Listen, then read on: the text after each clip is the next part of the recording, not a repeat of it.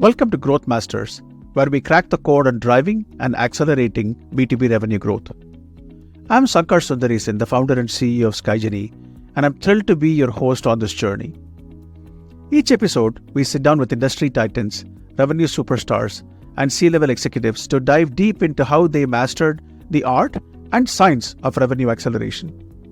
Buckle up as we learn about their battle-tested strategies, playbooks and tools, and uncover the secrets to building high-performing revenue teams capable of driving and accelerating growth across all economic environments. Welcome to another exciting edition of GrowthMasters. Our guest today is Ryan Colas, the Chief Revenue Officer of Safeguard Global. Safeguard Global enables its customers to expand globally without the risk associated with hiring globally.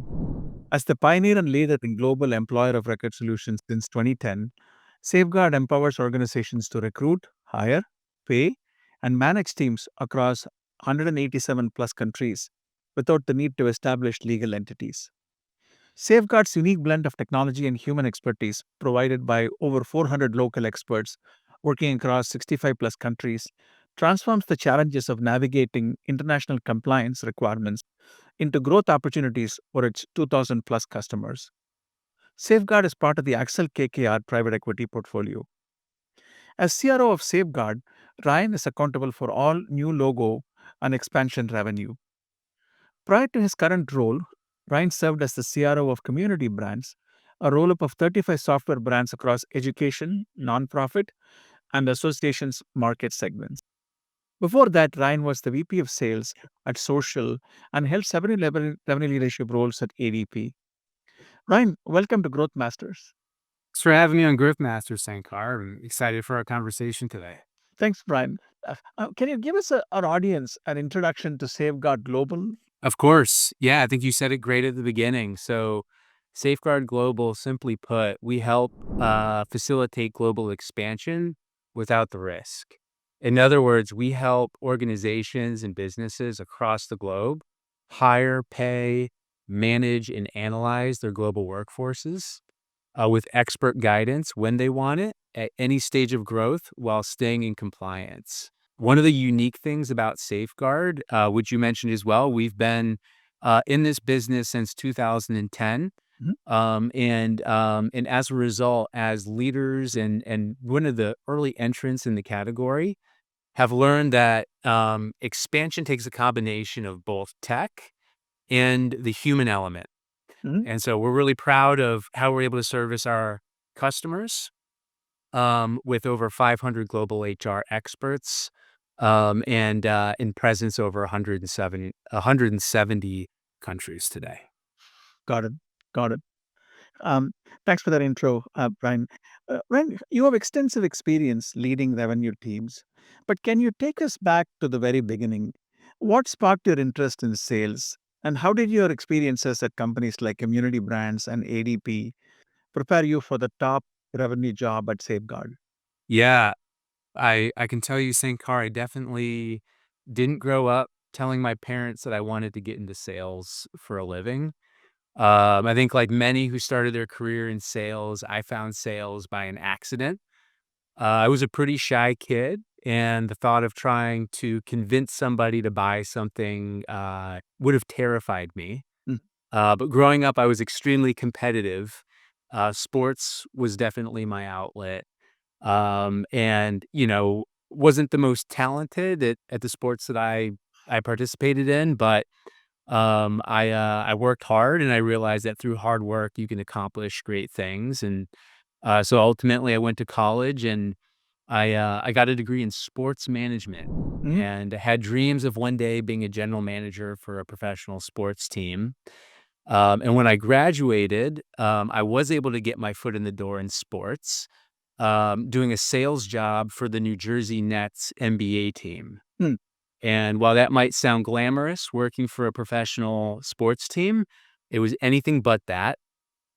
It was making 100 phone calls a day, 100 cold calls, trying to sell season ticket packages to a team that broke the record in the NBA for the worst record in history. Ah. And so it wasn't an easy way to start, but I absolutely loved it. I was hooked during my time there, and I realized that it wasn't the element of working for a sports team that I loved. It was the feeling that you get when you help somebody solve their problem. Mm, It was the excitement that your buyer conveys when they buy something that they're passionate about. right. And it was also the science that went into it for me. It was the method of how I was able to be strategic to make these connections as I was making all of my cold calls, and then the competitive nature as well, that there's no hiding, you're stack ranked against all of your peers, Right. and that really fed my competitive drive. And so I realized during my time there, I didn't need to be in the sports industry, that, I could really do this anywhere. And so a lot has changed since my days at the New Jersey Nets. I ended up going on to work for ADP Hmm. for a decade. Right. I started out there in sales, and then I realized that my passion lay really in helping others and in coaching and developing and seeing their success. Right. And I was fortunate during my time at ADP to learn from some really great mentors along the way, to be a part of some great sales training programs. And then I went on to lead for 7 years sales teams across two business units. And I relocated as part of my ADP experience from New Jersey out to Arizona.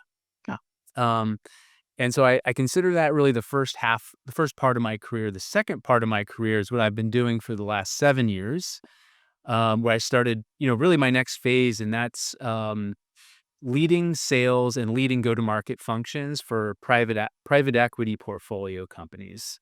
And so I've had the opportunity to work and lead sales as a standalone function while also taking on responsibility with marketing, with customer success, and really all aspects of go-to-market. And in addition to that, working across multiple vertical markets and industries. So right. over the course of the last 7 years, it's given me a diverse experience, not just understanding sales as a standalone and sales execution, but understanding how go to market is a cross functional effort. Right. And that has prepared me for the role that I'm in today at Safeguard. Amazing journey, Ryan, through the, different parts of the country and through different industries and job profiles. Fascinating. Thanks. At Safeguard, as CRO, how do you take the revenue targets from the board and decompose them into pipeline creation goals for the different teams at Safeguard? Yeah, that's a great question. I think it speaks to the core of what strategic revenue leadership is all about. And sales is not just about the outcome. It's not something that you can plot on an Excel sheet and expect folks to hit that number. The roadmap must be quantified. It must be clear and understood and visible at all levels of an organization, from the rep to sales leadership to executive leadership, all the way to the board. So, really my process for alignment with the board and articulating that back down to the team. Step one starts with obviously taking the board targets and then unpacking them by segment. And so what I mean there is dissecting how you can get to that number based on growth assumptions across the selling motions, whether Hmm. that be new logo sales, renewals, or growth. Each element of sales has different conversion dynamics and Right. different sales cycles. And this is where typically in the planning process, working with the board, you'll want to make some assumptions, Hmm. especially in the budgeting process, Right. of improvements or big bets around growth opportunity. You'll also want to document lagging KPIs like average sales price to understand not just the allocation of bookings by type, but also how many deals you need to go win. Right. Once that's identified, then comes the process of backing out of that to understand what needs to go into the funnel Hmm. in order to hit those targets. Right. And so this is where understanding historical conversion metrics is so critical. A big pitfall that I see typically in the planning process is painting with a broad brush or thinking that you need a certain multiple of pipeline versus understanding specific conversions at a regional level, at a team level, and by bookings motion in order to set accurate targets and to get the right output for top line activity and lead volume. And so this is where, tools like Sky Genie have really helped us in not just understanding a snapshot in time, but going back and being able to dissect at this granular level as we're going through pipeline target setting. Right. The next part in the evolution is really phasing of the plan. And so this is where understanding cycle time is really critical and how pipeline ultimately converts into sales. So taking those conversion metrics on the one deals, backing out of that to understand how much pipeline has to be generated, and then plotting that based on how long it takes to win that type of a deal. And then finally, you've got to bring it all together with really strong cross-functional alignment. This is how you're generating that pipeline across marketing, across SDR and BDR functions, across channels and partnerships, and then through sales-generated activity. Right. And so this is where the team comes together, aligns on what's possible through pipeline attribution. And typically, this is where there'll be some strategic conversation around what's needed to go get there in terms of resources, in terms of tech and tools, in terms of marketing budget. And that's really where the hard work / fun work begins, where you build out your plan and how you're going to go get there. And then the final part, Sankar, once that entire roadmap is constructed, you've got to take this and individualize it back to the sellers. So again, going from board all the way down to practical usage. And this is where typically what I like to do is show an actual waterfall of how the plan is going to be achieved, the core assumptions and improvements that we're expecting over the course of next year that are driving that pipeline and driving the deal volume. And then ultimately translating that at a rep level into top line activity with phone calls, expectations with pipeline generation, expectations for win rate, Right. and ultimately their quota. Right. No, perfect. Perfect. I think, that's an amazing, articulation, Brian, of the journey that you typically undertake from walking out of an annual operating planning meeting with the board to actually setting rep level quotas. So it's amazing level of clarity and insight. Thank you very much. Now, switching gears, Ryan, setting goals is crucial, but tracking progress oftentimes is equally important. Now, how do you ensure that your teams have a robust pipeline to hit their revenue targets? And how do you track pipeline coverage, quality, and progression for every single team and rep? Yeah, great question. Setting the goal is just the start, and the real work comes next. And what that looks like is driving the consistent pipeline health through accountability. And so here at Safeguard, we focus on what I would call 4 dimensions on how we ensure that the right level of pipeline is getting generated and managed to hit our revenue targets. The first is really coverage. And so again, going back to the planning process and understanding seller capacity, Right. how much pipeline has to be generated at any given time that a seller has capacity to work Yep. and can really hit the required win rates that we need to. And typically that can range anywhere from 2x for more of an account management motion all the way to 4 to 5x for new logo sales. But it really depends on cycle time and it depends on win rate. Right. We also don't just look at gross pipeline in terms of coverage. We look at weighted pipeline specifically for new logo deals. And what that means is we look to understand historical conversion metrics by stage, and we weight pipeline based on each stage so that at any given point in the month and looking into the future months, we're able to understand how far away or how much coverage we have realistically on our forecast Right. based on where our pipeline is in stage. And so that will drive coaching around our current pipeline. If maybe we have a logjam early funnel, there's things that need to happen and behaviors that need to happen to accelerate that forward versus, quite a bit of pipeline in late stage. Right. Next is the input. So there's input that meets that output with coverage, which we just talked about, which is the articulation of activity metrics to help reps hit that pipeline number, along with a marketing plan Mhm. that generates sufficient leads and pipeline, again, cross-functionally. Right. Um, really, the evolution comes to how we manage pipeline quality. So that's I would say, the third pillar of pipeline management. And not all pipeline is good pipeline. And Yep. so having very clear qualification criteria, which is tied to our value-based selling process, is really important. So you can score opportunities and disqualify Right. leads and deals when there's no chance that they're ultimately going to get closed. Right. And so a deal strategy session is something that we run weekly, Mhm. specifically on our larger deals, so that we have consistent coaching and touch point built into our operating cadence. Right. And then the final piece of pipeline management comes down to progression, and that's how pipe is moving through each one of those stages. And so we monitor deal velocity and stage conversion to make sure our deals are moving along to close. When deals get stuck, time is the number one killer of deals. And so continuing to progress deals is so important.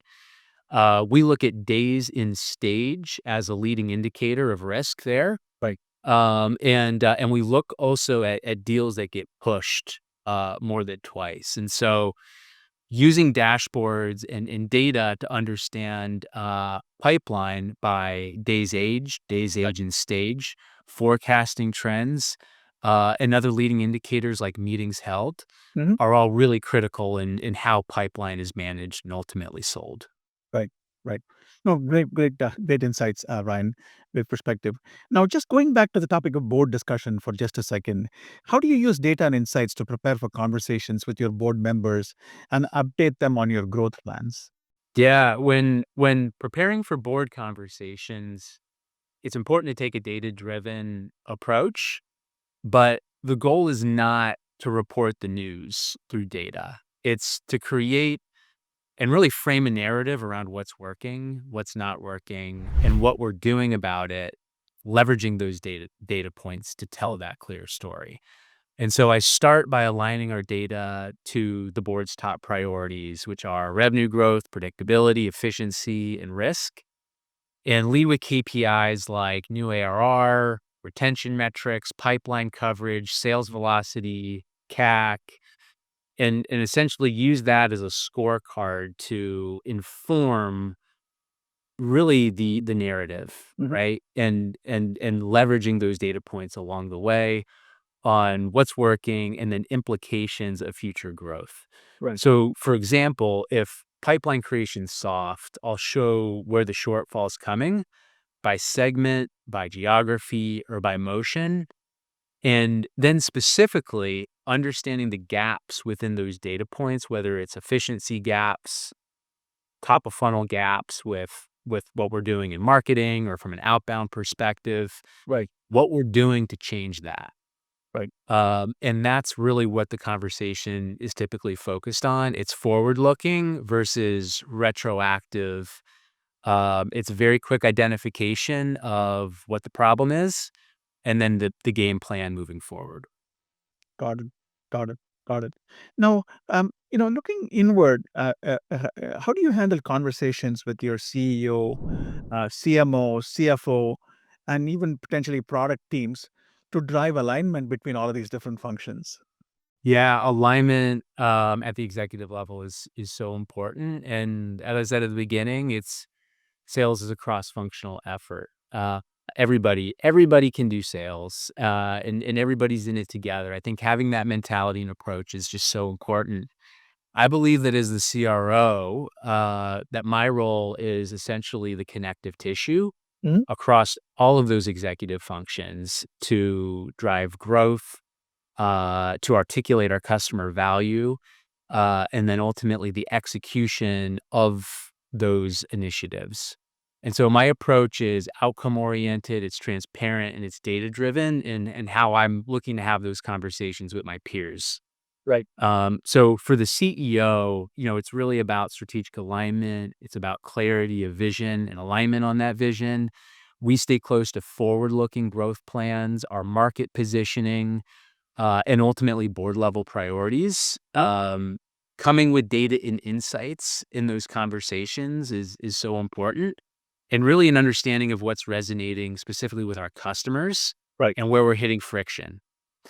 Um, at the CFO level, it's about predictability and it's about efficiency. So having a cadence in place where you can partner closely on understanding, the forecasting accuracy, efficiency metrics like CAC, rep productivity, and then ultimately headcount plans and how priorities can easily shift in the course of the year. And maybe there's new investment that's required to drive growth. And so having alignment on really the predictability and the cost of growth is critical with finance.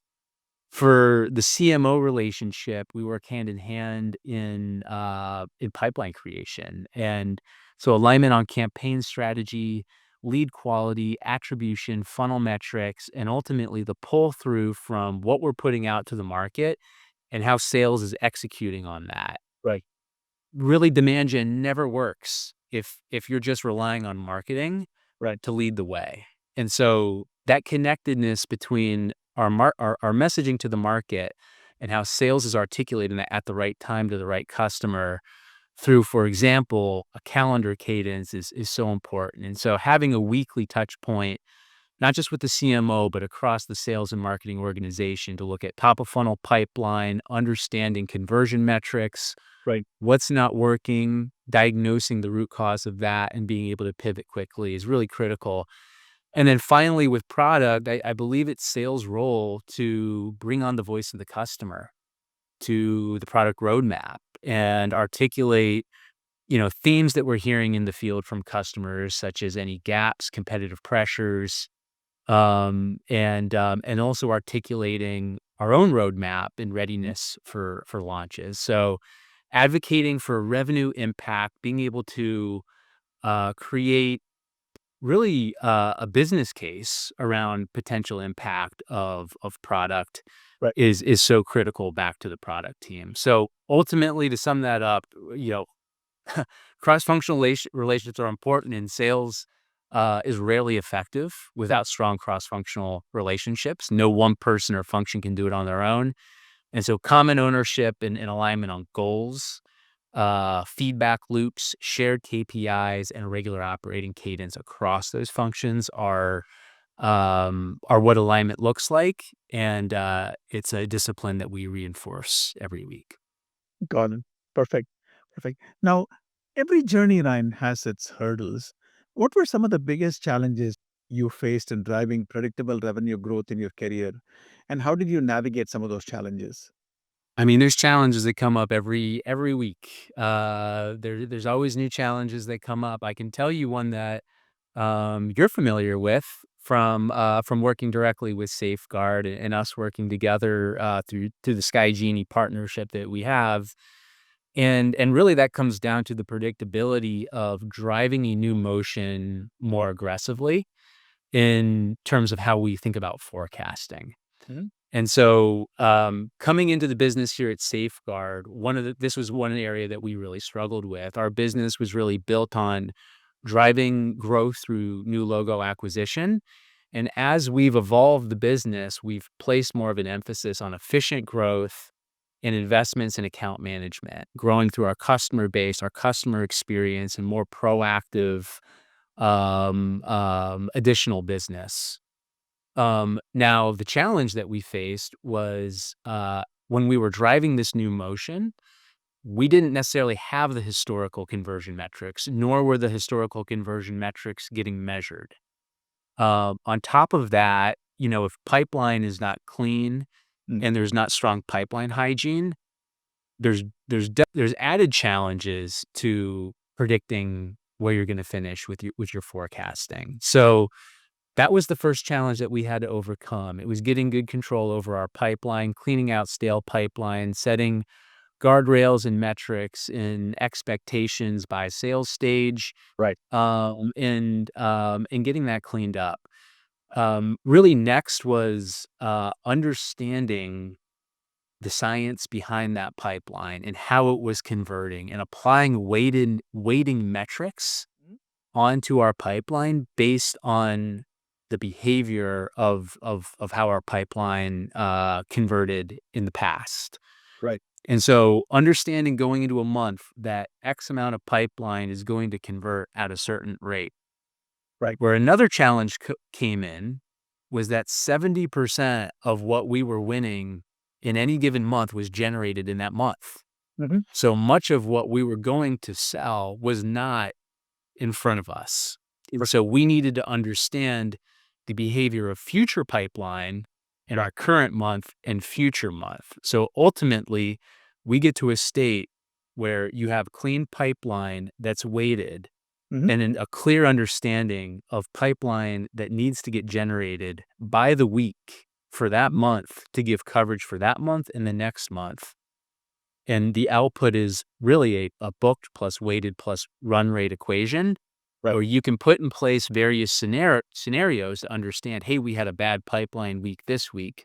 Right. What do we need to do, team, to increase next week so that we can get back on track to forecast? And what are we going to do about it in terms of initiative? So again, I think it's a not a unique challenge, but it's a recent challenge that I've faced here. And it's one where typically it requires a cleanup of what's in place, an understanding of new pipeline behavior, Right. and then a clear understanding of metrics and a data-driven way to look at that to predict future outcomes. Right. Got it. Got it. Now, like me, Ryan, you started your career in a very different world, and now you're a CRO in the age of AI. How do you see the world of data-driven growth changing, and what capabilities do you see as being the most impactful for the growth function in any company? Yeah, it's definitely true. I started in an era where I would say art was probably more important than science, in sales. So, activity was tracked manually, forecasts were, kind of gut based. Tech stack for the most part, was definitely more of an afterthought than it is today. And, fast forward to today's world and being a CRO means operating at the intersection of data systems and also human performance. The shift has been massive. Right. And it's one where if you're not on board, you're gonna get you're gonna get lost in the dust pretty quickly. So, um, the real transformation as I see it is this, and we've moved through AI from reactively tracking the business to proactively shaping it. Hmm. And you're able to do this through insights gathered through AI that you can get much faster than you would in the past world. Right. It's no longer enough to just know how many calls a rep made last week. That's just table stakes. Right. What matters now is how we're setting the right strategies, the right goals, and building pipeline in the right areas to win. And using insights to impact rep behavior in real time. Right. So, for example, in win-loss analysis, that used to be a retrospective exercise where we would look at previous quarter performance or maybe even longer. Now, AI can surface patterns in real time.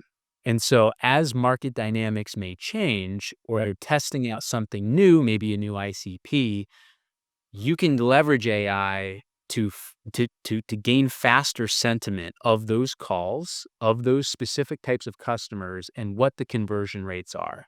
Right. And so this allows teams to adapt much quicker, Hmm. ultimately to make the right changes in strategy to target the right type of buyers. Another big shift is influencing habits and behaviors leveraging AI. So again, gaining a greater level of visibility into the sales process and leveraging that in coaching for sellers. So again, not just focusing on outcome or conversion metrics, but taking real-time insight based on their calls with customers and providing the right level of coaching to enhance what that coaching process looks like between the manager and the rep.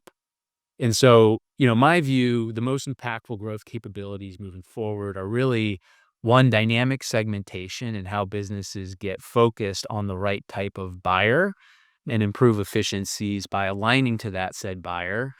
Two, it's really enhancing through data-driven forecasting Mhm. and prioritization. And then three, it also really helps drive a culture of pipeline discipline and having a clear understanding of pipeline health. So in the go-to-market world, those are three areas that I've seen impacted so far, and I expect will continue to evolve. Right. Right. Perfect. Ryan, we're out of time, but that is a fantastic conversation, on a whole range of topics, ranging from kind of how you got your start in the world of sales to how we are using AI today to drive better revenue outcomes. Thank you very much for your time, and I'm sure our audience will really appreciate your perspectives and insights. Thanks for having me, Sankar. Enjoyed the conversation as well. Thank you, Ryan.